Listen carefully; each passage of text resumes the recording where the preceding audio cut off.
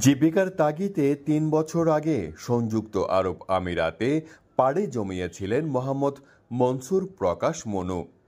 সেখানে যাওয়ার কয়েক মাস পর মেয়ে সন্তানের বাবা হন তিনি। এরপর আর দেশে ফেরা হয়নি। একমাত্র কন্যা সন্তানকে সশরীরে আদর কিংবা স্পর্শ করা হয়নি।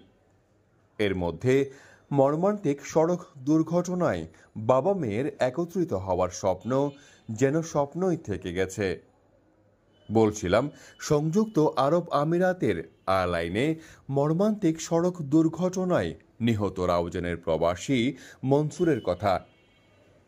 গত ১ জুলাই মঙ্গলবার সন্ধ্যায় মাইক্রোবাসে করে কর্মস্থল থেকে ফেরার পথে অপর একটি গাড়ির সঙ্গে সংঘর্ষে প্রাণ হারান এই রেমিটেন্স যোদ্ধা। তিনি রাউজান উপজেলার ১৪ নং বাগওয়ান ইউনিয়নের উত্তর গোষ্ঠী গ্রামের মোহাম্মদ সালেহ আহমেদের ছেলে।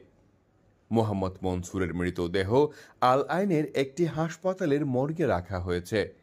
আইনি প্রক্রিয়া শেষে নিহতের মরদেহ কফিনবন্দি করে দেশে পাঠানোর ব্যবস্থা করা হচ্ছে, এমনটা জানিয়েছেন তার প্রবাসী আত্মীয় স্বজনেরা। স্থানীয় বাসিন্দা সাইফুদ্দিন জানান, মনু আরব আমিরাতের একটি কোম্পানির গাড়ি চালাতেন। সড়ক দুর্ঘটনায় তার মৃত্যু হয়েছে। তার মৃত্যুতে পুরো এলাকায় শোকের ছায়া নেমে এসেছে।